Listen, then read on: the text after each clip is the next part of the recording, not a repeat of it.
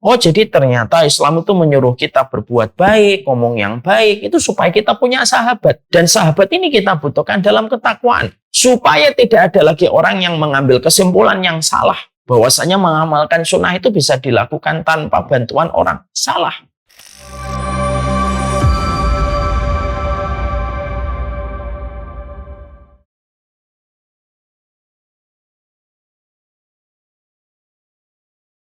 Assalamualaikum warahmatullahi wabarakatuh. Innal hamdalillah wassalatu wassalamu ala Rasulillah wa alihi wa sahbihi wa man tabi'ahum bi ihsan ila yaumil qiyamah.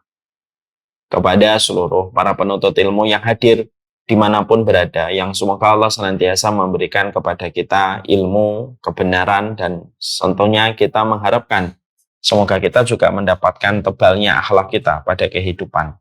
Semoga bertambah bersih hati kita, supaya bertambah suci jiwa kita. Karena sesungguhnya tidak akan banyak bermanfaat ilmu yang kita peroleh kalau kita tidak mendapatkan hati yang bersih. Berapa banyak ilmu yang telah didapatkan manusia berujung dengan banyak kerusakan, berujung dengan banyak kemaksiatan dan dosa walaupun memiliki ilmu yang banyak. Itu disebabkan karena ilmunya ditampung oleh hati yang kotor dan ditampung oleh jiwa yang keruh. Inilah yang menjadikan kita teringat kepada apa yang dikatakan oleh Imam Al-Ghazali. Setiap penuntut ilmu harus memastikan hatinya bersih, jiwanya bening, untuk supaya setiap ilmu yang didapatkan bisa memberikan manfaat kepadanya dan menambah keridhaan Allah yang hadir pada hidupnya. Dan inilah yang menjadikan kita jangan pernah lelah meminta hati yang bersih, sebagaimana kita tidak lelah ketika kita meminta ilmu kepada Allah. Semoga Allah kabulkan qabul dan hajat kita di dalam kita memohon diberikan hati dan jiwa yang bersih dan bening. Alhamdulillah, tentunya senantiasa kita bersyukur kepada Allah atas seluruh nikmat yang Allah berikan kepada kita. Sesungguhnya syukur itu tidak ada sangkut pautnya kembali kepada Allah. Karena sesungguhnya syukur itu kembali kepada diri kita. Faman syakara fa innama yashkuru li nafsihi. Orang yang bersyukur itu sebenarnya sedang bersyukur kepada dirinya. Karena kebaikan hidupnya, kualitas hidupnya dimulai ketika mereka senantiasa bersyukur atas apapun yang Allah berikan kepadanya. Jangan banyak melihat orang lain, jangan banyak membandingkan kehidupan orang lain. Karena perkara-perkara itu, walaupun memang terkadang kayak perkara mubah, tapi perkara itu bisa merusak bagaimana kesyukuran kita pada kehidupan kita. Ketika kita melihat orang lain, ketika kita membandingkan orang lain, yang akhirnya menjadikan rusak semua kehidupan kita. Ketika kita akhirnya berat untuk bersyukur kepada Allah, karena terlalu banyak membandingkan.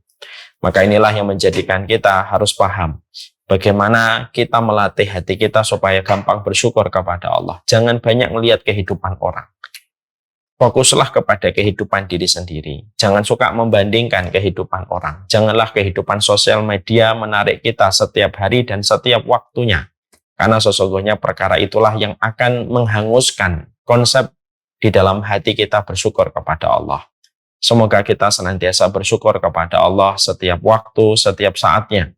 Dengan kita tidak terlalu membandingkan kehidupan kita dengan orang lain. Dan itulah yang menjadi harapan kita, insya Allah. Amin. Kita tentunya memahami betul bahwasanya hidup itu sederhana.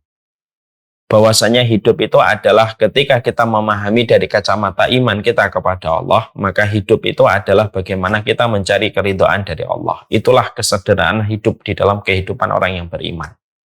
Jadi orang beriman itu ketika menjalani kehidupan dan memberi makna pada kehidupan itu tidak ribet. Karena memang sederhana hidup itu. Hidupmu itu adalah bagaimana kita beribadah kepada Allah, dan ibadah kita adalah bagaimana supaya kita mendapatkan keridhaan dari Allah. Inilah yang menjadikan kita harus paham. Sesederhana itulah kita memulai kehidupan kita ketika hidup itu adalah bagaimana kita mencari keridhaan dari Allah Subhanahu wa Ta'ala. Siapapun manusia yang mereka terus berupaya untuk mencari keridhaan dari Allah, maka sesungguhnya orang yang mencari keridhaan Allah itu akan merasakan ketenangan. Dia tidak akan pernah merasakan kekecewaan terlalu besar. Dia tidak akan pernah merasakan kegusaran di dalam jiwanya ketika dia itu senantiasa fokus bahwasanya kehidupannya itu adalah bagaimana dia itu mencari keridhaan dari Allah. Orang yang senantiasa pada hidupnya tidak ada yang dia inginkan kecuali adalah mencari keridhaan Allah. Maka dia akan dihindarkan dari berbagai macam kegoncangan hidup. Dia tidak akan banyak kekecewaan yang dia dapatkan di dalam kehidupan. Ketika manusia itu betul-betul tahu, ketika manusia itu betul-betul menyadari. Sekali lagi, hidup itu simpel. Hidup itu mencari ridhonya Allah. Tidak mencari ridho manusia, tidak mencari penilaian baik manusia, tidak mencari kepuasan dari setiap mulut manusia. Karena siapapun yang mampu melepaskan dirinya dari perkara-perkara ini, maka sesungguhnya Allah itu akan memberikan ketenangan pada hidup, dihindarkan dari berbagai macam kekecewaan yang melanda banyak manusia hari ini, disebabkan ketika mereka tidak menyederhanakan hidup mereka untuk mencari ridhonya Allah. Makanya betul apa yang dikatakan oleh Allah, wa ridwanum minallahi akbar. Keridhaan Allah itu merupakan sesuatu yang paling besar dalam kehidupan. Ketika kita tahu betul bahwasanya kehidupan kita yaitu adalah bagaimana kita mencari keridhaan dari Allah Subhanahu wa taala, tentunya kita juga harus paham, mencari keridhaan Allah tidak bisa bermodal dengan kebodohan. Mencari keridhaan dari Allah itu tidak bisa bermodal dengan hanya semangat. Tapi mencari keridhaan dari Allah itu harus bermodal dengan ilmu. Dan itulah yang menjadikan kita akhirnya memahami kenapa kita membahas tentang 40 karakteristik mereka yang dicintai oleh Allah Subhanahu wa taala, karena tidaklah kita membahas materi ini 40 karakteristik mereka yang dicintai oleh Allah supaya kita bisa mendapatkan keridhaan Allah pada kehidupan ini, menyederhanakan kehidupan kita supaya kita tidak sibuk dengan makhluk tetapi kita sibuk dengan Khalik. Kita tidak sibuk dengan pandangan manusia tetapi kita sibuk dengan pandangan Rabb yang menguasai alam semesta. Nah, inilah yang menjadikan kita akhirnya mempelajari 40 karakteristik mereka yang dicintai oleh Allah. Pada pertemuan kita sebelumnya, kita telah menyempurnakan pembahasan cukup panjang tentang golongan yang ke-17. Golongan yang ke-17 yaitu adalah mereka yang senantiasa berbakti kepada orang tua mereka. Karena orang yang berbakti kepada orang tua, maka itulah orang-orang yang mendapatkan keridhaan dari Allah Subhanahu wa taala. Sekarang mari kita menuju kepada golongan yang ke-18. Golongan yang ke-18, apabila kita buka di dalam bukunya halaman 317. Kita tentunya paham sekali bahwasanya manusia itu merupakan makhluk sosial. Jadi sebelum kita membahas golongan yang ke-18, orang yang saling mencintai karena Allah, ini merupakan salah satu di antara golongan orang yang mereka dicintai oleh Allah Subhanahu wa taala. Sekarang sebelum kita membahas panjang lebar tentang masalah ini, kita memberikan mukadimah terlebih dahulu. Maka yang pertama yang kita harus pahami adalah sesungguhnya manusia itu merupakan makhluk sosial. Karena memang interaksi manusia itu merupakan hajat kebutuhan paling primer pada kehidupan manusia.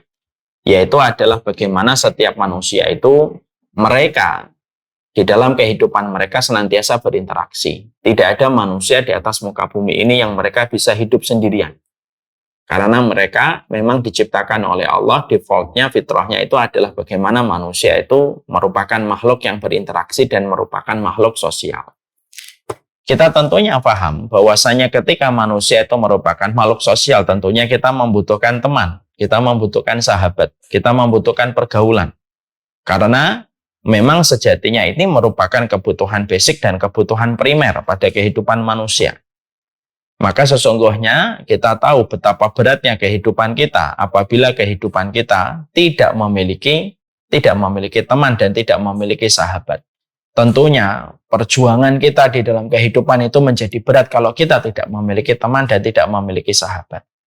Makanya kita bisa membayangkan kita kalau pergi ke gunung sendirian, tentunya sangat tidak terasa nikmat perjalanan kita ke puncak gunung kalau tidak ada teman ngobrol. Kita pergi dari Bintaro ke Bekasi, dari Bekasi ke Bintaro, tidak akan nikmat perjalanan kita ke Bintaro dan ke Bekasi kalau kita tidak punya teman.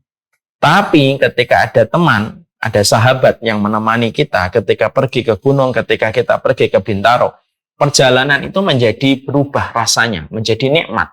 Perjalanan ke puncak gunung menjadi terasa ringan, perjalanan ke Bintaro menjadi terasa pendek ketika kita memiliki teman. Dan ketika kita memiliki teman ngobrol di dalam aktivitas yang kita lakukan. Maka itu menjelaskan kepada kita, Masya Allah, betapa besarnya kebutuhan manusia kepada pertemanan dan persahabatan. Islam di dalam Al-Quran itu mengakomodir ini. Makanya kita mendapati bahwasanya salah satu perintahnya Allah di dalam kehidupan kita itu adalah bagaimana kita disuruh untuk berkumpul bersama dengan orang-orang yang baik. Allah tidak pernah menyuruh kita seorang diri. Allah tidak menyuruh kita untuk masuk ke dalam rumah dan hanya hidup sendirian. Allah tidak menyuruh kita untuk pergi ke gua, lalu menutup gua itu dengan batu besar, lalu kita berdiam diri, bertapa di dalam gua itu. Enggak. Tapi justru Allah itu di dalam Al-Quran menyuruh kita untuk berkumpul sama orang-orang yang solih, yang banyak di dalam kehidupan kita bertakwa kepada Allah untuk memberi sebuah penegasan bahwasanya manusia itu tidak bisa sendirian. Manusia itu membutuhkan sahabat. Dan sesungguhnya orang solih pun masih membutuhkan orang lain dalam perjalanan ketakwaan dan ketaatan dia kepada Allah. Ya. Mari kita lihat pada surat At-Taubah ayat yang ke-119. Allah menyampaikan kepada kita pada surat At-Taubah surat yang ke-9 ayat yang ke-119. Allah mengatakan kepada kita, ya ayyuhalladzina amanu taqullaha wa kunu ma'as-shadiqin. Kita mendapati pada ayat ini Allah menyampaikan kepada kita, ya ayyuhalladzina amanu taqullah. Wahai orang yang beriman, bertakwalah kamu kepada Allah. Wa kunu ma'as-shadiqin, dan bersamalah dengan orang-orang yang mereka itu benar. Yang menarik adalah yang dipanggil pada ayat ini adalah ya ayyuhalladzina amanu, orang-orang yang beriman. Berarti ini merupakan panggilan agung. Karena setiap ayat yang dimulai dengan kata ya ayyuhalladzina amanu, maka itu merupakan panggilan agung. Lalu Allah menyampaikan, ittaqullah, bertakwalah kamu kepada Allah, wa kunu ma'as-shadiqin, dan bersamalah kamu dengan orang-orang yang benar. Di sini kita mendapati ada dua perintah, ada dua instruksi yang datang dari Allah. Yaitu adalah yang pertama, bertakwalah kamu kepada Allah. Yang kedua, bersamalah dengan orang yang benar. Kalau kita mentadaburi ayat ini pada ayat yang ke-119 surat At-Taubah, kita akan mendapati apa korelasi antara bertakwa dengan berkumpul sama orang-orang yang benar. Maka dijawab oleh para ahli tafsir. Karena ketakwaan kita tidak akan sempurna sampai kita berkumpul sama orang-orang yang benar pada kehidupan kita. Karena apa? Ketakwaan itu salah satu penumpangnya itu datang dari circle orang solih yang kita miliki di dalam kehidupan kita. Dan itulah maksud yang Allah sampaikan pada surat At-Taubah ayat yang ke-119. Ya. Makanya Masya Allah, tidak ada nabi kecuali mereka ditemani dengan sahabat-sahabat mereka. Nabi Dawud ada Nabi Sulaiman, Nabi Ibrahim ada Ismail, ya, Nabi Isa ada kaum Hawariyun. Dan kita pula mendapati Rasulullah bersama dengan Abu Bakar, Umar, dan 10 sahabat yang dijamin surga. Bersama dengan para veteran-veteran Uhud dan veteran Badar. Itu menunjukkan kepada kita bahwasanya pertemanan itu tidak bisa kita skip dalam kehidupan kita. Bertakwa kepada Allah itu penopangnya ketika kamu mendapatkan teman-teman dan sahabat yang benar di dalam kehidupan mereka, karena bersama dan berkerumun bersama dengan mereka itu memberikan kepada kita ketakwaan dan memberikan kepada kita kekuatan. Makanya Masya Allah ya, orang yang sendirian itu gampang futur. Ibu coba aja, nanti ibu sendirian menjalani apa yang dijalani, karena merasa dirinya introvert, lalu tidak mau sama sekali berinteraksi sama orang lain, orang yang sendirian itu cenderung futur. Karena apa? Ketika turun semangatnya, tidak ada yang memberikan kekuatan, tidak ada yang memberikan nasihat, dan tidak ada insight yang dia bisa lihat kalau dia sendirian. Yang dilihat hanya dirinya terus. Tapi ketika seseorang itu bersama dengan orang lain, maka dia bisa mendapatkan kelebihan, dia bisa mendapatkan plus, nilai plusnya. Dia bisa mendapatkan nasihat, dia bisa melihat orang lain, dia bisa melihat role model kehidupan orang lain dalam ketakwaan. Kapan? Ketika dia bersama dan bersuat dengan banyak orang. Dan itulah yang menjadikan kita akhirnya paham. Iman itu tidak menjadikan kita seorang diri di dalam rumah. Iman itu menyuruh kita Ketakwaan itu mengkondisikan kepada kita. Bertakwalah kamu kepada Allah dan berkerumun bersama orang-orang yang benar, bersahabat dengan orang-orang yang benar. Karena itu merupakan satu kesatuan yang tidak bisa dipisahkan.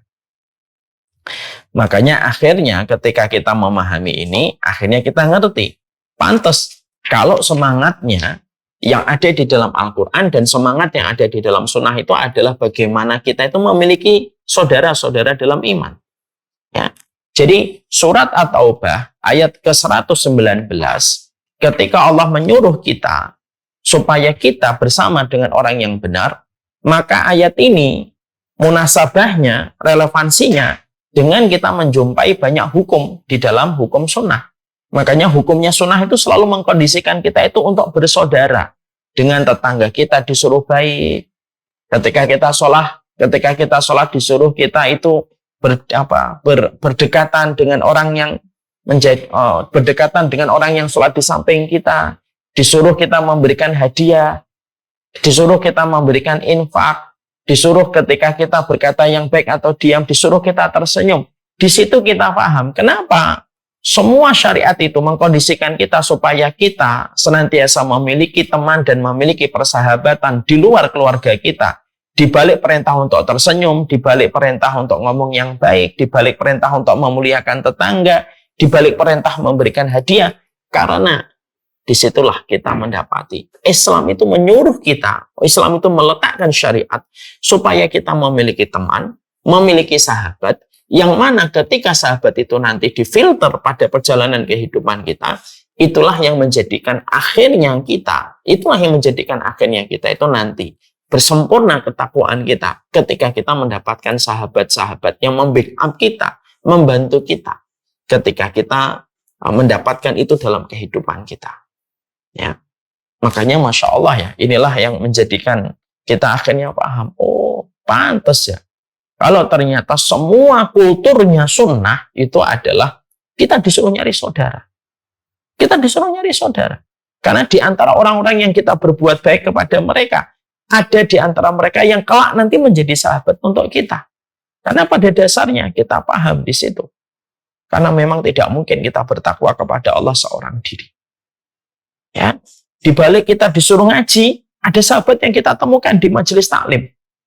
Di balik ketika kita memiliki teman-teman alumni SMA, lalu ada yang klop dengan kita, lalu kita sering berbagi hadiah, ternyata kita mengikat cintanya dia di dalam hatinya, akhirnya menjadi sahabat kita, lalu mendukung kita.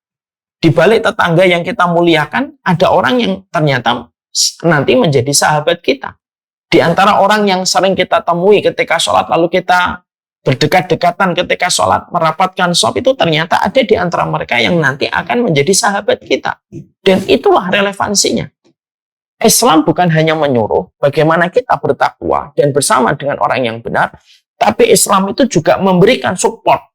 Bagaimana setiap syariat sunnah, bagaimana setiap birokrasi sunnah yang ada di dalam hukum, bagaimana itu bisa menjadikan kita memperoleh persahabatan dari orang-orang yang taat, dari orang-orang yang benar, supaya kita paham bahwasanya di dalam kehidupan ini kita tidak mungkin lepas dari sebuah interaksi di dalam kehidupan, dan interaksi itu merupakan salah satu hajat primer pada kehidupan manusia. Ya. Makanya inilah yang menjadikan kita akhirnya paham. Oh, berarti Masya Allah ya, berarti ini merupakan hal yang besar dalam kehidupan kita. Makanya tidak heran kalau Rasulullah Shallallahu Alaihi Wasallam itu mengatakan di dalam salah satu riwayat, ya, ada salah satu doa yang dipanjatkan oleh Rasulullah Shallallahu Alaihi Wasallam begitu indah, dan itu menggambarkan bahwasanya Rasulullah pun ya sesuai dengan apa yang tadi kita pelajari di dalam muqaddimah. Makanya salah satu doanya Rasulullah yang indah itu apa? Allahumma inni as'aluka hubbaka wa hubba man yuhibbuka wa hubba amalin yuqarribuni ila hubbika. Ya. Makanya kita mendapati perkataan yang disampaikan oleh Rasulullah sallallahu alaihi wasallam. Ya Allah, aku memohon cintamu. Ya. Dan aku memohon cinta orang yang mencintaimu, dan aku memohon amalan yang paling kau cintai yang mendekatkan kami kepada cinta. Yang menarik adalah ternyata Yang nomor dua, yang menjadi permohonan baginda Nabi Shallallahu Alaihi Wasallam itu apa? Nabi memohon kepada Allah supaya diberikan cinta orang yang mencintai Allah. Artinya Nabi itu memohon supaya beliau itu dipertemukan dengan sahabat-sahabat yang solih. Padahal kita tahu bagaimana Nabi itu adalah orang yang paling bertakwa di antara seluruh manusia. Orang yang paling kuat dalam takwa, orang yang paling kuat dalam iman itu baginda Nabi Shallallahu Alaihi Wasallam. Tapi itu pun Rasulullah masih meminta kepada Allah supaya beliau diberikan cinta orang yang solih. Yang mana beliau meminta itu kepada Allah untuk memberikan kepada kita sebuah keterangan. Karena memang ketakwaan itu tidak bisa jauh dari sebuah persahabatan yang harus kita miliki di dalam membangun ketakwaan kita kepada Allah. Dan itulah sejatinya. Kenapa kita di dalam kehidupan ini tidak bisa lepas dari persahabatan yang harus kita miliki pada ibadah kita kepada Allah. Ya. Makanya akhirnya inilah yang menjadikan kita akhirnya paham. Ya. Jadi sebelum kita membahas tentang orang yang saling mencintai karena Allah, kita itu harus paham mukadimahnya. Oh, jadi ternyata Islam itu menyuruh kita berbuat baik, ngomong yang baik, itu supaya kita punya sahabat. Dan sahabat ini kita butuhkan dalam ketakwaan. Supaya, sekali lagi, tidak ada lagi orang yang berpikir takwanya dia itu bisa dilakukan sendirian. Tidak bisa. Supaya tidak ada lagi orang yang mengambil kesimpulan yang salah. Bahwasanya mengamalkan sunnah itu bisa dilakukan tanpa bantuan orang. Salah. Supaya orang itu bisa paham bahwasanya menuju ke surga itu tidak bisa dilakukan ketika seorang diri, tapi ketika dia bersama dengan orang yang saling menguatkan kepada Allah. Maka itulah yang sejatinya difahami oleh setiap orang yang beriman. Makanya menarik kalau kita kaitkan dengan pembahasan yang lebih luas lagi. Kita menjumpai dan kita mendapati bahwasanya kelak nanti di surga ada orang yang mereka memasuki surga bukan hanya karena sholatnya saja. Mereka nanti memasuki surga bukan hanya karena puasanya saja. Ada orang yang nanti memasuki surga bukan hanya karena hajinya saja. Tapi ternyata dalam hadis riwayat Imam Ahmad kita menjumpai ada orang yang mereka nanti memasuki surga. Itu karena pertemanan dan persahabatan yang dia miliki ketika di dunia. Dan ini semakin menjelaskan betapa besarnya kebutuhan kita kepada persahabatan. Ya, yang dibangun di atas ketakwaan kepada Allah. Makanya dalam satu riwayat yang sahih diterangkan, ketika manusia memasuki surga ini, saya yakin ibu-ibunya sudah sering mendengar hadis ini. Ketika manusia itu masuk lagi surga, maka mereka berada di dalam kenikmatan surga. Lalu setelah sekian lama mereka berada di surga, lalu mereka itu menanyakan kepada Allah, aina haula yusalluna ma'ana wa yasumuna ma'ana wa ya'maluna ma'ana. Mana orang-orang yang dulunya sholat sama kami, puasa sama kami, beramal solih bersama kami, ya Allah. Mana mereka sekarang? Lalu dijawab sama Allah, haula'i finna. Orang-orang yang kamu tanyakan, teman-teman yang kamu tanyakan, yang dulu pernah menemani kalian di dalam sholat, pernah menemani kalian di dalam puasa, menemani kalian di dalam amal soleh, itu mereka berada di dalam neraka. Maka akhirnya orang-orang ini ingin sekali supaya teman-teman itu menemani mereka di surga. Allah memberi syafaat kepada mereka, Allah memberikan izin kepada penduduk surga ini untuk memberi syafaat, dan Allah mengizinkan orang-orang itu diberikan syafaat. Lalu penduduk surga itu turun ke neraka, yang mana penduduk surga tidak bisa dibakar oleh api neraka. Lalu mereka mengeluarkan satu persatu orang yang pernah membersamai mereka di dalam ketaatan untuk dikeluarkan dari neraka menuju kepada surga. Ketika Allah mengatakan, akhrijuhum mimman kana fi qalbihi misqala dinarin min iman. Keluarkan itu teman-temanmu. Apabila teman-temanmu memiliki keimanan seberat sekeping dari dinar. Jadi kalau ada temanmu yang imannya itu sekeping dinar beratnya, keluarkan mereka, masukkanlah mereka ke surga. Lalu penduduk surga itu mengeluarkan itu teman-teman mereka yang memiliki berat keimanan itu seberat kepingan dinar. Lalu ketika sudah dikeluarkan itu ternyata masih tersisa. Tapi apalah daya, teman-teman mereka yang tersisa itu ternyata keimanan mereka tidak mencapai 1 keping dinar. Hanya setengah keping dinar. Lalu para penduduk surga itu ngeliatin teman-teman mereka yang tidak bisa mereka keluarkan.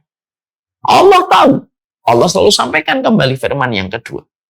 Akhrijuhum mimman kana fi qalbihi nisfami sekali dinarin. Maka keluarkan teman-temanmu yang apabila imannya baru mencapai setengah dari keping dinar. Setengahnya aja.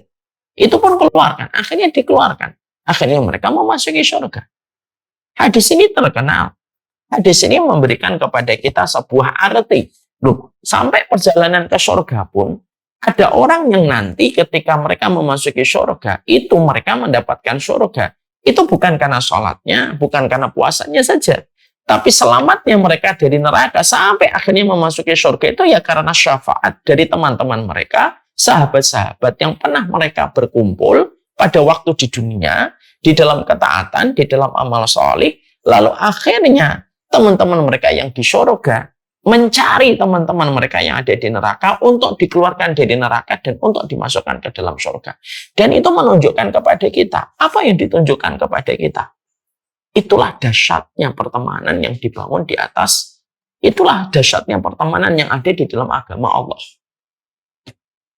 Ya. Maka ini dalil surat At-Taubah 119 dan dalil dalam riwayat Imam Ahmad itu semakin menjadikan kita semakin harus sadar. Hidup tidak bisa sendirian. Jangan individualistis. Jangan egosentris. Lalu kita merasa bahwasanya ketakwaan kita itu bisa kita lakukan tanpa kita berkumpul sama orang. Tidak bisa, tidak bisa. Hatta Rasulullah sendiri ketika melakukan hijrah. Rasulullah itu ketika melakukan hijrah aja bersama dengan Abu Bakar. Ya, setingkat Nabi Isa pun masih ditemani dengan kaum Hawariyun. Ya, setingkat kita menjumpai Nabi Musa pun ditemani Nabi Harun. Kenapa? Karena kita tidak bisa sendirian. Dalam kehidupan kita. Menapak kehidupan itu adalah kita tidak bisa sendirian. Dan itulah yang menjadikan kita harus paham. Kita ini berkebutuhan besar kepada pertemanan-pertemanan yang kita miliki di dalam menapak jalan ketaatan kita kepada Allah. Kita ini butuh. Ya. Makanya akhirnya kita bisa korelasikan tadi dengan doanya Rasulullah. Rasulullah itu pun masih meminta cintanya orang yang mencintai Allah. Itu hatta Rasulullah. Kalau Rasulullah saja masih meminta cintanya orang solih yang membersamai mereka, yang membersamai beliau di dalam perjuangan beliau untuk menegakkan risalah yang Allah amanahkan kepada baginda Nabi, itu hati itu Rasulullah. Apalagi di dalam kehidupan kita. Dan itulah yang menjadikan kita akhirnya memahami. Ya. Mukaddimah ini saya sampaikan sebelum kita membahas orang yang saling mencintai karena Allah itu nanti apa kewajibannya, bagaimana bentuknya. Saya ingin menyampaikan dan menyadarkan untuk kita sekaligus memberikan refleksi dan perenungan. Kita itu tidak bisa sendirian. Kita tidak bisa sendirian. Ya. Jangan pernah merasa bangga kalau kita itu sendirian. Ya. Karena Allah itu justru menyuruh kita untuk berkumpul, bergaul dengan kebanyakan orang, terutama orang-orang yang benar. Karena pada dasarnya Allah tahu betul, ketakwaan itu tidak akan pernah sempurna sampai kita berkumpul bersama dengan orang-orang yang benar. Ini yang kita harus paham. Makanya akhirnya kita mendapati, makanya di dalam masalah pertemanan juga kita harus paham ya. Tidak salah kalau Imam Ibnu Rajab lalu menyampaikan kepada kita. Pertemanan itu merupakan sebuah kebutuhan primer manusia. Tapi Imam Ibnu Rajab lalu menerangkan kepada kita.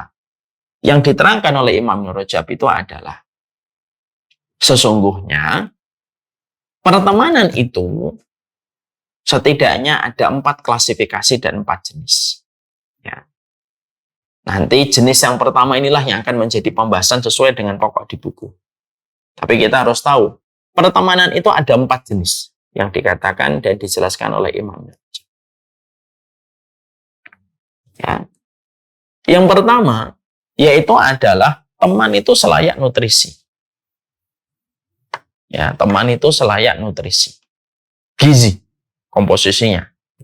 Ada teman yang kita butuhkan di dalam perjalanan kita. Dan teman itu ada yang pertama, kata Imam Ibnu Rajab itu selayak nutrisi dan gizi. Ini adalah teman dengan kriteria orang yang soli, orang yang taat, orang yang berakhlak dengan akhlak yang mulia. Inilah yang disebut dengan teman yang berkategori dan berkriteria dia itu selayak nutrisi dan gizi. Kita semuanya harus punya teman ini. Yang pertama ini harus punya. Kita harus punya teman ini. Karena ini merupakan teman yang betul-betul memberikan nutrisi dan gizi. Kita bisa membayangkan kalau kehidupan kita tidak memiliki nutrisi dan gizi. Kita ini condong penyakitan dan berbagai macam penyakit serius itu akan datang menghampiri. Naudzubillah min dzalik.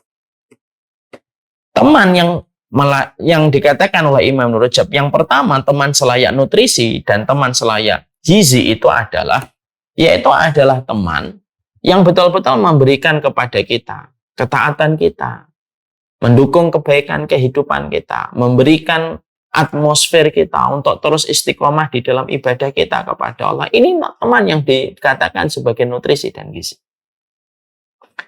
Teman kriteria yang pertama ini minimal kita harus memiliki 40 orang. Minimal 40 orang. Tidak usah terlalu banyak, 40 aja paling minim. Ya, yang mana kita betul-betul tahu bagaimana ketaatan mereka, kesolihan mereka, dan bagaimana ketakwaan mereka yang tidak tercampur dengan kesyirikan, maka sesungguhnya kita butuhkan. Kenapa? Mereka yang akan menarik kita menuju kepada kebaikan sebagaimana ketaatan dan kesolihan yang mereka miliki. Makanya bahasa Arabnya teman itu sahib. Kenapa kok di dalam bahasa Arab teman itu sahib? Karena sahib itu sahib. Karena yang namanya teman itu menarik. Teman itu menarik.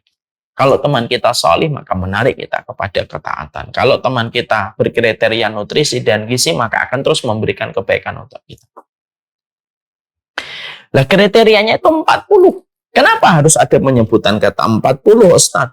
Karena sesungguhnya ketika kita memiliki teman, kriterianya nutrisi dan gizi yang terus memberikan kebaikan kepada kita, ketika melihat mereka mengingatkan kita akhirat, kalau kita salah, mereka mengingatkan dengan cara yang lembut akan kesalahan kita. Mengingatkan kewajiban kita kepada Allah. Mengingatkan perjalanan kita adalah menuju ke akhirat. Maka sesungguhnya kenapa harus 40 Ustaz minimal? Yang harus kita lihat di inbox handphone kita. Kenapa 40 Ustaz? Karena kita harus paham. Kenapa 40? Karena sesungguhnya 40 itu kita mendapati sebuah riwayat dan sebuah hadis. Man shalla alaihi arba'una rajulan la yusyrikuna billah illa syafa'ahumullah. Karena kita mendapati perkataan dari baginda Nabi, siapapun yang mati disolatkan 40 temannya yang beriman kepada Allah, tidak berbuat syirik kepada Allah, kecuali 40 orang ini bisa memberi syafaat kepada orang yang disolatkan oleh mereka. Ibu meninggal, saya meninggal. Ada 40 orang solih yang datang, dia tidak pernah berbuat syirik, yang menjadi teman kita. Dia tahu kita tahu mereka. 40 orang itu berdiri, membentuk 3 shaf ketika mensolatkan sholat jenazah kepada kita. Jumlahnya 40 orang itu memberikan syafaat kepada orang yang disolat. Itu teman sebagai nutrisi. Kita butuh sekali itu. Ya. Ini kebutuhan basic pada kehidupan kita. Makanya minta sama Allah. Ya.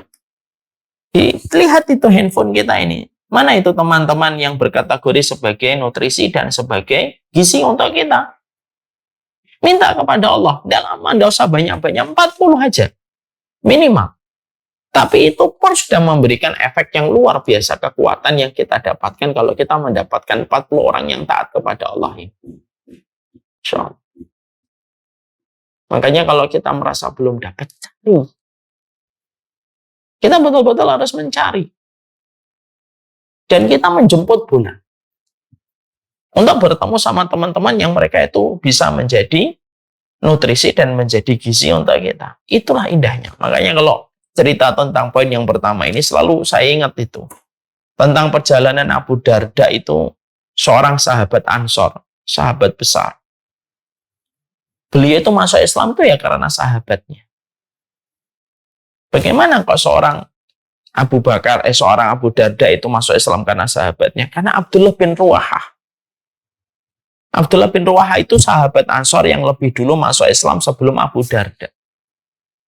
Ketika dia mendapati Abu Darda,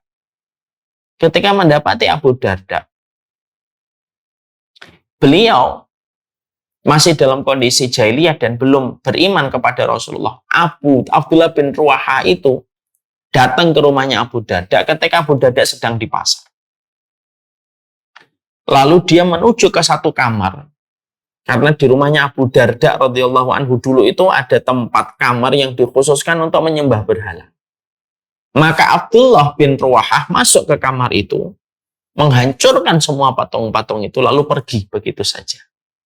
Sempat Ummu Darda yang menjadi istrinya Abu Darda teriak-teriak ketakutan karena khawatir akan terjadi pertumpahan darah di antara dua sahabat yang sudah kental selama ini. Tapi ternyata Abu Darda ketika menjumpai kamarnya berantakan ketika Tuhan yang dia sembah itu dirusak sama Abdullah bin Ruwahah, tapi justru menjadi titik kesadaran Abu Darda. Dia berkata, oh berarti Tuhan saya ini tidak bisa sama sekali untuk menolong dirinya. Kalau menolong dirinya aja tidak bisa, apalagi menolong orang lain dan menolong manusia. Dari situlah Abu Darda langsung mengejar Abdullah bin Ruwahah, lalu meminta supaya diantar Abdullah bin Ruwahah ketemu dengan baginda Nabi. Dan akhirnya beriman kepada Rasulullah. Itu disebabkan siapa? Abdullah bin Ruwahah. Dengan izin Allah. Kita juga mendapati di banyak komunitas taklim ada pengurus taklim itu yang akhirnya mereka jadi orang yang ikut kajian ya karena kesabaran dari sahabatnya. Sahabatnya menunggu. Ya. Ketika sahabatnya menunggu, maka akhirnya sahabat yang satunya ini akhirnya tertarik dan akhirnya belajar ilmu syar'i. Disebabkan karena kesabaran sahabatnya yang lebih solih terlebih dahulu untuk menunggu temannya. Dan itulah nilai kemuliaannya. Ya, saya ingat betul ada sebuah kisah nyata ya. Bagaimana ada dua orang yang telah bersahabat cukup lama, yang mereka senantiasa ikut party-party, mereka kemana-mana dan dugem kemana-mana, sampai akhirnya salah satunya hijrah lebih dulu.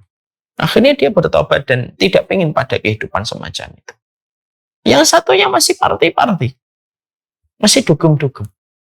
Yang satunya terus mengirimkan undangan-undangan kajian kepada temannya yang masih party-party.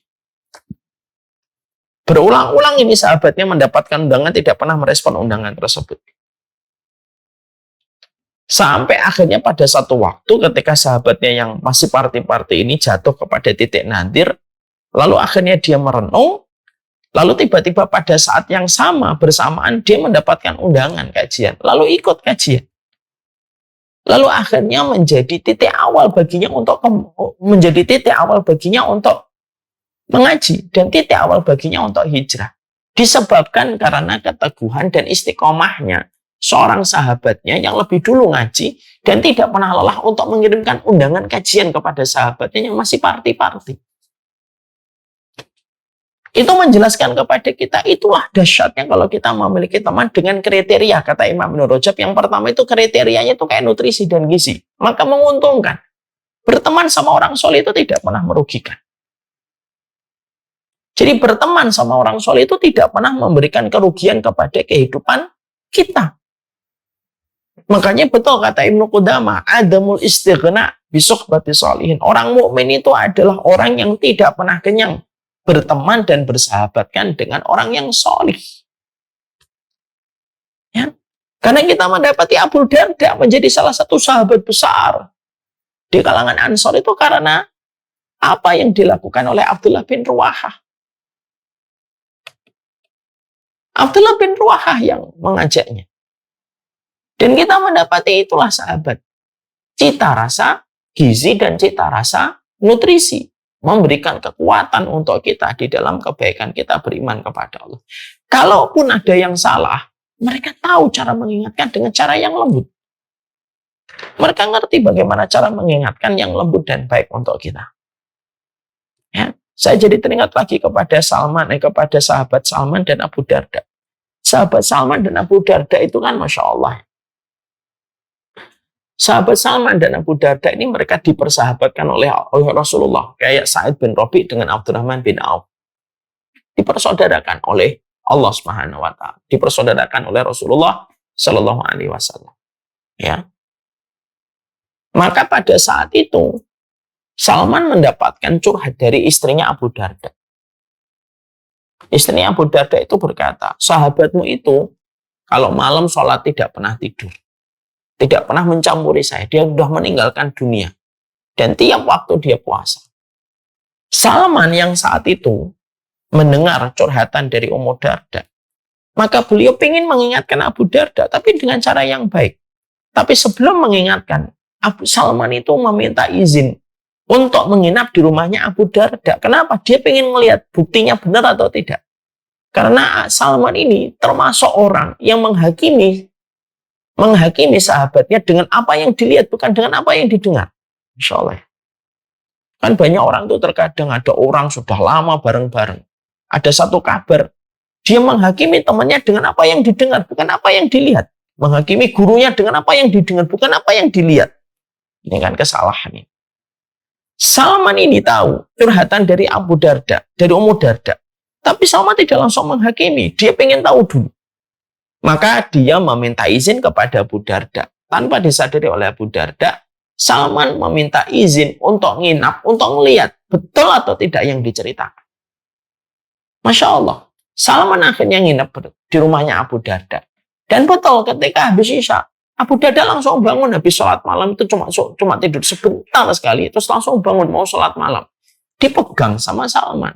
Mau kemana? Mau sholat. Jangan sholat, tidur dulu. 6, tidur. Saya mau sholat. 6, tidur. Maka akhirnya Abu Darda tidur. Baru sebentar, lubuk-lubuk, bangun lagi, mau sholat lagi, ditahan lagi oleh Salman. Tidur. Dan itu dilakukan, dan itu terjadi berulang-ulang. Sampai akhirnya ketika di waktu sudah sepertiga malam yang terakhir, barulah ketika Abu Darda bangun kembali, dibiarkan oleh Salman dan mereka akhirnya sholat malam. Lalu ketika paginya habis sholat subuh, Abu Darda balik lagi ke rumahnya Abu Darda. Dan Abu Darda mengatakan, saya puasa, makan. Saya puasa, makan. Saya puasa, makan. Akhirnya makan. Maka setelah makan, barulah pada saat itu Salman itu mengingatkan dengan indah. Sesungguhnya pada dirimu ada hak, pada istrimu ada hak, pada keluargamu ada hak. Lalu dikatakan oleh Salman kepada Salman Al-Farisi dengan sebuah perkataan yang sangat indah. Fa'ti ulla dihaqqin haqqahu. Berilah setiap hak itu. Berilah setiap bagian itu haknya masing-masing, wahai Abu Darda. Ini menceritakan kepada kita apa? Menceritakan kepada kita, yaitu teman cita rasa nutrisi. Jadi teman cita rasa nutrisi itu Masya Allah. Itu merupakan perkara yang sangat kita butuhkan dalam kehidupan. Minimal 40. Minimal 40. Yang kita betul-betul harapkan mereka memberi nasihat kepada kita. Memberikan kebaikan untuk kita. Menguatkan kita dalam perjalanan ketaatan kita. Kita harus punya 40. Jangan hanya mengandalkan istrimu. Jangan hanya mengandalkan anak-anakmu. Istri dan anak itu merupakan kekuatan kita, tapi bukan satu-satunya. Kekuatan kita datang dari 40 orang yang kita berbuat baik untuk mereka, bermuamalah dengan mereka.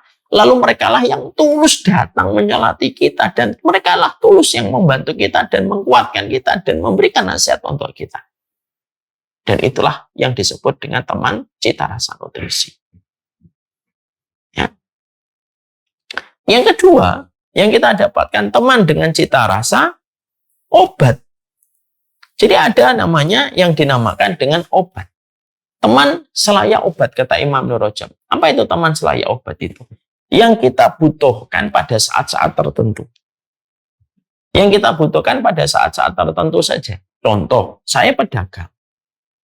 Maka ketika saya pedagang, saya membutuhkan orang yang pandai tentang masalah strategi digital marketing misalkan. Saya mendatangi dia pada saat saya lagi butuh. Itu namanya teman selayak obat. Butuh gak kita? Butuh lah. Kita misalkan teman bengkel, misalkan kita punya teman bengkel, mobil kita rusak.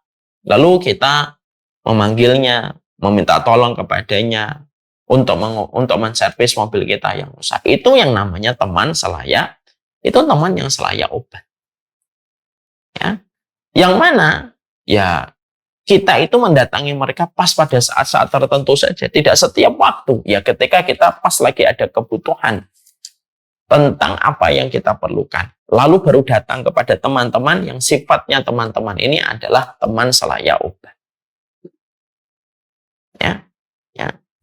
Dan ini sangat ini sangat tertentu sekali. Ya. Saya pengen pergi, misalkan saya pengen pergi ke satu tempat gitu, saya kontak teman saya yang ada di sana untuk membantu saya nanti ketika di sana urusan-urusan muamalah dan bisnis saya. Ini teman selayak obat. Ada teman yang ketiga yang dikatakan oleh Imam Ibnu Rajab, yaitu adalah teman selayak penyakit. Teman itu selayak penyakit itu adalah teman yang apabila kita berjumpa dengannya, itu mendatangkan berbagai macam kegelisahan dan keresahan dalam hidup kita. Jadi kalau ketemu dia itu rasanya gelisah aja. Kalau ketemu itu kita jadi kecewanya banyak. Kalau ketemu itu syukur kita jadi hilang. Kalau ketemu itu jadi sabarnya hilang. Nah ini hati-hati nih. Ini teman yang berkategori dengan cita rasa sebagai penyakit. Jadi ada teman yang mereka itu cita rasanya sebagaimana penyakit.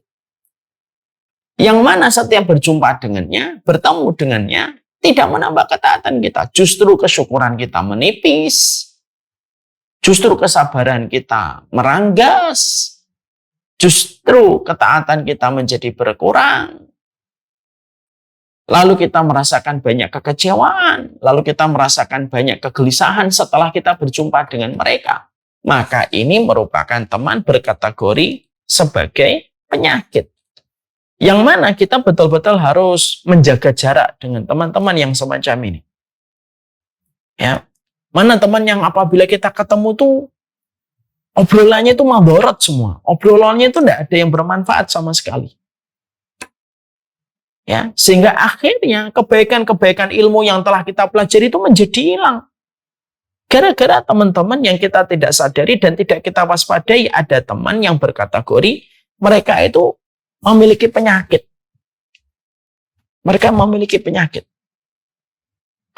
Yang kita kalau terlalu lama kemungkinan akan tertular dengan penyakit itu. Ini kita hati-hati. Ya. Makanya kita mendapati ada sebuah kaidah yang sering saya sampaikan. Inna su'al khuluqi yu'di. Penyakit buruk itu nular. Ibu ketemu teman gibah, itu termasuk salah satu teman berkategori penyakit. Maka sesungguhnya gibah. Pertama, kalau kita bersanding sama orang yang suka gibah, kata Imam Syafi'i, hari ini kamu diajak gibah tentang orang, besok bisa jadi kamu digibahin oleh mulutnya. Maka ketika kita bertemu sama orang yang gibah, lama-lama akhirnya memberikan efek kepada kita. Kita tertular dengan penyakit gibahnya. Dan akhirnya apa? Ya akhirnya mendapatkan banyak kerusakan pada kehidupan kita. Kita berjumpa dengan seorang perempuan yang selalu membicarakan tentang kekurangan suaminya. Walaupun suaminya telah berbuat yang terbaik semampunya. Tapi kita mendapati teman kita ini tidak pernah merasa puas dengan kebaikan suaminya. Ceritalah kekurangan-kekurangan suaminya terus. Lama-lama kita juga akhirnya melihat suami kita ini kurang. Kenapa? Karena terbiasa mendengar orang yang menyebutkan kekurangan-kekurangan suaminya. Mungkin 1 kali, 2 kali, 3 kali pertemuan mungkin dia belum terasa. Tapi sudah 5 kali, 6 kali, 7 kali, dia akhirnya mulai berpikir, iya nih suami saya ini juga banyak ini problemnya dalam kehidupan keluarga. Karena bisa jadi ada orang yang asalnya baik-baik saja, tapi setelah ketemu teman itu menjadikan setelah bertemu itu menjadikan dia itu memiliki banyak sekali problem. Karena apa? Karena mendapatkan input dari teman yang diajak ngobrol dengan berbagai macam perspektif yang disampaikan teman itu. Kalau kategorinya sudah penyakit, ya hilang sabarnya, hilang ridhonya, hilang komitmennya. Disebabkan apa? Disebabkan karena teman yang ada di sampingnya berkategori sebagai penyakit. Ya. Kita ketemu sama orang, suka menghujat orang lain, suka mencela orang lain. Ya lama-lama kita akan menikmati hujatan dan celaan kita kepada orang lain itu. Sebagaimana kita menjumpai ada teman kita mencela dan menghujat. Ya. Ada yang keempat, yaitu adalah teman, kata Imam Ibn Rajab, yang berkategori teman itu sebagai racun. Yang mana berkategori racun itu artinya adalah teman ini ketika kita berjumpa dengannya bisa menyesatkan pikiran kita. Bisa menjadikan kita ragu dengan akidah kita kepada Allah. Bisa menjadikan kita ragu terhadap sunnah. Bisa menjadikan kita ragu terhadap perkara akhirat. Ini merupakan teman yang racun. Sifatnya racun, kenapa? Yang diserang perkara-perkara pokok. Sini ya, saya itu tidak beriman sama hari akhir. Lalu ini kalau sudah semacam ini, maka ini berkategori teman yang mereka itu menjadi racun. Ya. Makanya akhirnya dari klasifikasi yang disampaikan oleh Imam Ibn Rajab itu menyampaikan kepada kita bahwasanya pertemanan itu tidak bisa dipisahkan. Mana yang tidak bisa dipisahkan? Minimal nomor 1 dan 2. Kita membutuhkan teman dalam kehidupan kita, yaitu teman selayak nutrisi, dan kita membutuhkan teman yang selayak menjadi obat. Dan hati-hati terhadap teman yang berpotensi menjadi penyakit pada kehidupan kita. Ya. Karena apa? Ya karena memang kita tidak bisa lepas dari pengaruh itu. Kita tidak bisa lepas dari kebutuhan kita kepada teman yang selayak nutrisi dan selayak obat dalam kehidupan kita. Makanya akhirnya disinilah yang menjadikan kita akhirnya mengerti. Oh, Masya Allah ya. Berarti memang persahabatan itu memang salah satu pilar dalam kehidupan agama kita. Itu membutuhkan persahabatan. Pilarnya itu adalah persahabatan. Jadi pilar iman itu salah satunya persahabatan. Sehingga akhirnya kita paham. Ya, di dalam kehidupan kita menjalankan ketakwaan kita kepada Allah itu. Ketakwaan kita kepada Allah itu tidak akan sempurna sampai kita mendapatkan persahabatan dan pertemanan yang membantu membackup kita dalam perjalanan kita kepada Allah. Bersama dengan teman dan sahabat. Seberat apapun masalah itu akan ringan dijinjing, ringan dipikul ketika kita mendapatkan seorang sahabat. Makanya Rasulullah SAW tadi saya mengatakan sampai ketika dalam perjalanan hijrah. Rasulullah itu ketika hijrah, Rasulullah pun ditemani dengan Abu Bakar untuk memberi arti bahwasanya agama kita tidak akan bisa kita pikul seluruh amanahnya dan tanggung jawabnya kecuali bersama dengan orang dan sahabat yang menemani perjalanan kita menuju kepada Allah. Ya.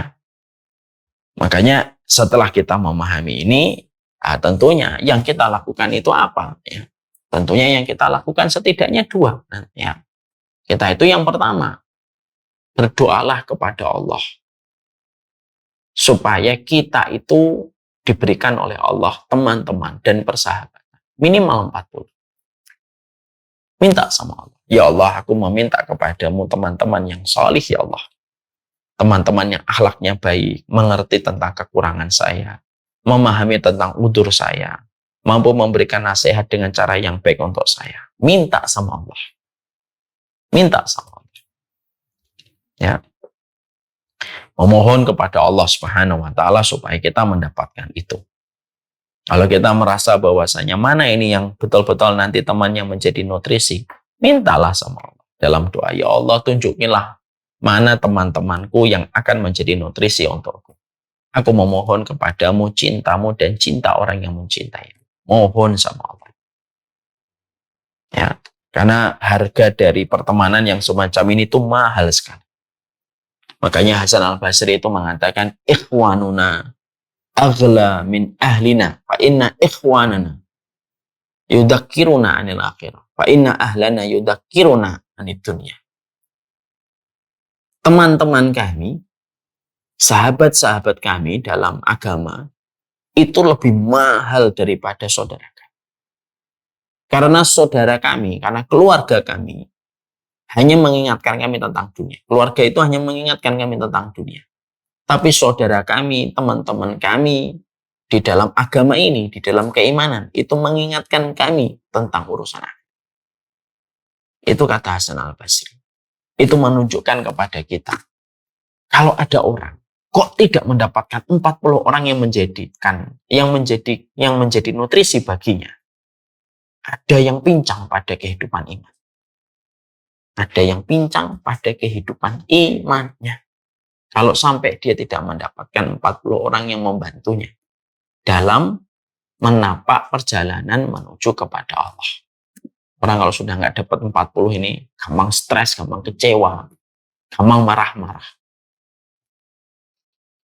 Mintalah sama Allah supaya Allah itu memberikan itu di dalam kehidupan kita. Yang kedua, ketika kita ingin mendapatkan teman yang cita rasanya nutrisi, ketuk pintu rumahnya untuk meraih kedekatan dengannya. Artinya, ya jemput bola. Ya. Artinya bahwasanya kalau ketika kita berkumpul ketika kita ingin mendapatkan sikap dari persahabatan yang sholih, maka yang kita lakukan itu apa? Yang kita lakukan itu adalah bagaimana kita pada saat itu betul-betul proaktif. Kita jemput bola. Tidak bisa kita ingin mendapatkan persahabatan, lalu kita itu menunggu operan bola yang datang kepada kita. Tidak bisa.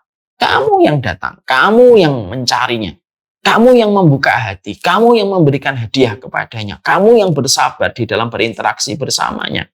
Dan itu merupakan salah satu hal yang kita harus lakukan. Ya. Makanya akhirnya inilah salah satu di antara kesalahan banyak manusia ketika mereka ingin mendapatkan persahabatan dari orang sholih, tapi mereka tidak pernah berusaha untuk mencari dan menjemput bola. Ya tidak bisa lah. Makanya Allah mengatakan kepada kita pada surat Al-Kahfi ayat yang ke-28. Wasbir nafsaka ma'alladina yad'una rabbahum bil ghadati wal asyi yuriduna wajhah. Sabar kamu sama orang yang solih yang mereka senantiasa menyeru kepada Rabb-nya pagi dan sore. Jadi kita ini diperintahkan untuk sabar bukan hanya kepada orang zalim, bukan hanya kepada pendosa, tapi kita disuruh sabar sama orang solih. Kenapa Allah itu menyuruh kita sabar sama orang solih di dalam surat Al-Kahfi 28? Karena kalau bukan kita yang melapisi dengan kesabaran bersama orang solih, mungkin orang solih itu tidak akan pernah kenal dengan kita. Walinya Allah itu harus dijemput, didatengin. Dan kita yang betul-betul mengkondisikan, kalau ibu-ibu melihat suaminya, pergaulannya terus memiliki pergaulan-pergaulan yang hanya mengingatkan tentang dunia dan hobi, terus ibu harus menjadi support system untuk mengingatkan. Suaminya itu harus berteman dan bersahabatkan dengan orang solih. Yang betul-betul bersahabat, bukan hanya sekedar formalitas, kenal namanya. Tapi betul-betul bersahabat. Lalu kita mengkondisikan diri kita bersabar bersama dengan orang solih itu. Karena apa? Ya karena mendapatkan teman yang memiliki cita rasa nutrisi dan gizi itu kalau tidak kita sabar ya kita pasti akan sering meninggalkannya. Apalagi kalau ada kecewa. Makanya dijemput bola. Kita yang proaktif mencarinya. Kita yang proaktif bagaimana bermuamalah dengannya. Sampai betul-betul cocok kalau kita memang betul-betul mendapatkan orang ini ada ketakwaan dan ada akhlak mulia. Dan itulah yang sejatinya harus dilakukan. Jadi harus dicari. Didatengin rumahnya.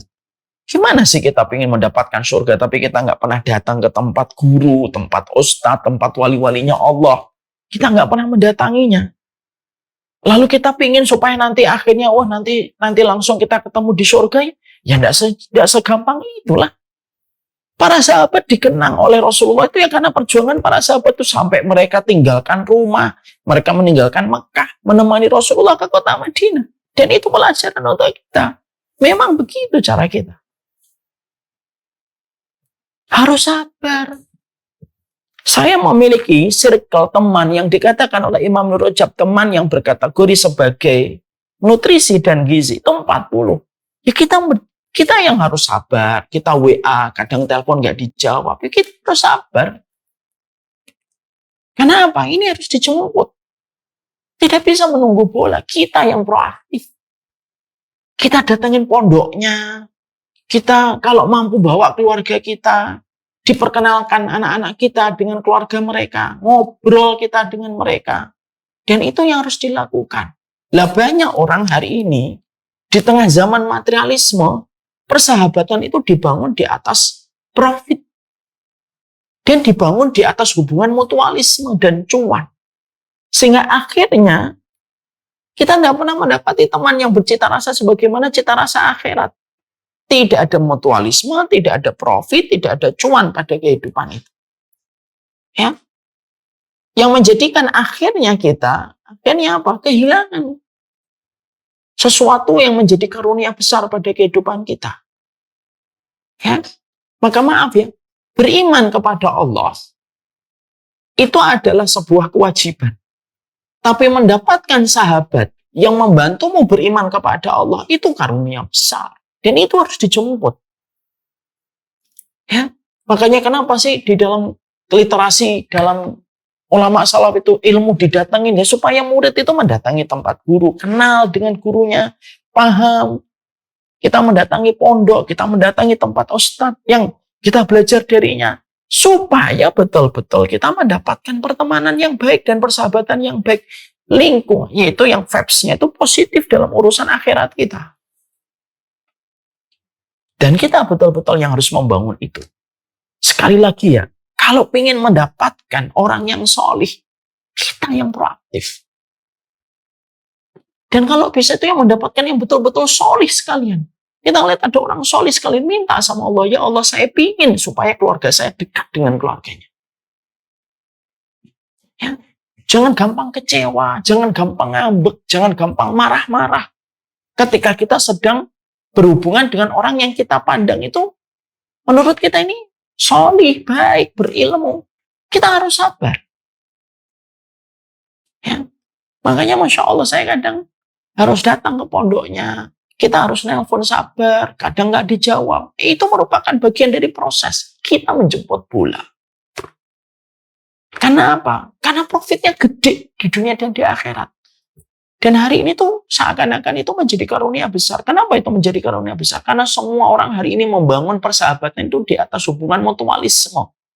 Di atas masalah cuan, di atas masalah profit dan bisnis. Ya enggak apa-apa, memang enggak apa-apa. Persahabatan dibangun di atas hubungan sahabat, atas bisnis, hubungan mutualisme, enggak apa-apa. Tapi jangan sampai menghilangkan kultur yang pertama. Persahabatan yang dibangun di atas ketakwaan. Ya. Kalau bukan teman-teman kita yang solih, yang mendoakan kita, membackup kita, membantu semua urusan-urusan kita, terus siapa kalau bukan mereka? Dan ini yang menjadi perhatian kita. Inilah baru mukadimah. Jadi mukadimah ini, saya sampaikan mukadimah ini bahwasanya manusia itu merupakan makhluk sosial. Di mana ketika manusia itu merupakan makhluk sosial, ya kita memang membutuhkan interaksi. Tidak bisa membangun kesolihan itu pribadi dengan individualistis dan egosentris yang kita miliki. Kita juga mendapati bagaimana Allah menyampaikan di dalam surat At-Taubah ayat yang ke-119. Ya ayyuhalladzina amanu taqullaha wa kunu ma'as-shadiqin. Wahai orang yang beriman, bertakwalah kamu kepada Allah dan bersamalah dengan orang yang benar. Di mana perintah ketakwaan bersanding dengan perintah berkumpul sama orang yang benar. Karena apa? Ketakwaan itu ketika kita memiliki lingkungan yang membantu kita untuk menyempurnakan ketakwaan kita kepada Allah. Kita akhirnya paham ya, semangatnya kitabullah dan semangatnya sunnah itu. Kenapa kita disuruh berbuat baik sama tetangga, ngomong yang baik, memberi hadiah, dan sederet yang lainnya. Untuk apa? Supaya kita memiliki tambahan-tambahan amunisi, teman dan sahabat yang bisa membantu kita. Dan bisa menjadi sahabat kita mungkin di waktu mendatang untuk menguatkan kita di dalam perjalanan hidup. Imam Ibnu Rajab berkata, sesungguhnya berteman itu cita rasanya dan klasifikasinya ada 4. Ada teman yang cita rasanya adalah nutrisi dan gizi, ada teman yang cita rasanya sebagaimana obat, ada teman yang cita rasanya sebagaimana penyakit, dan ada teman yang cita rasanya racun. Dan kita memerlukan 1 dan 2. Teman bercita rasa nutrisi dan gizi, dan ceman klasifikasinya adalah sebagai obat untuk kita.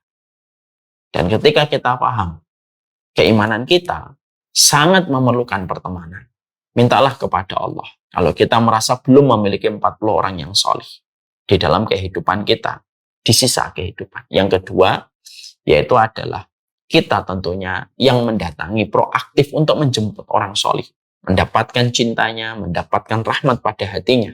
Karena sesungguhnya berkumpul sama orang taat itu harus disertai dengan perjuangan yang kita berikan dan kesabaran yang kita torehkan. Wasbir nafsaka ma'alladina yata'una rabbahum bil qadati wal asyi yuriduna wajha. Nah, ini muqaddimah. Baru setelah ini kita bahas. Nah, terus hubungan saling mencintai karena Allah itu kayak apa? Kalau kita sudah dapat, akhirnya kita punya alasan, kita punya why, kenapa kita harus membuka hati kita untuk orang lain, terutama yang sejenis ya, jangan dipakai untuk yang lawan jenis ya. Kita akhirnya tahu why-nya kita, kenapa kita harus butuh sahabat, butuh 40 orang gitu. Lalu bagaimana memberikan maintenance supaya betul-betul pertemanan kita dibangun di atas kecintaan kita kepada Allah. Nah, itulah yang menjadi pembahasan kita part yang kedua. Semoga memahami apa yang menjadi penjabaran dan penjelasan kita. Semoga Allah memberkahi dan semoga Allah menerima setiap ilmu yang kita lakukan, berbuah dengan keberkahan dengan amal yang kita kerjakan.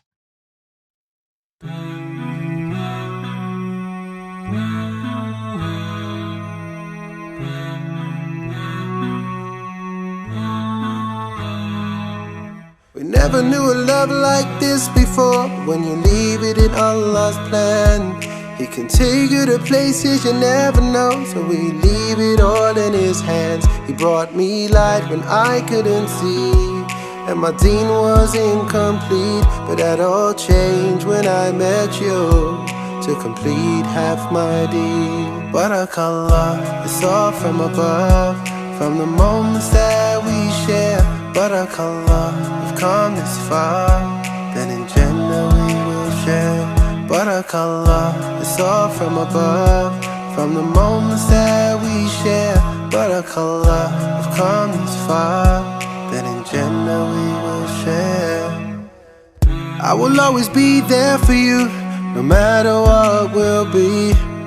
I know Allah is there for us. His love will always be here. He brought us light when we couldn't see, and our deen was incomplete. Now that's all changed. Now we have each other, completed half our deen. There is a reason why we catch feelings, and our feet haven't touched the ground. Cause I got you and you got me, completing half our deen.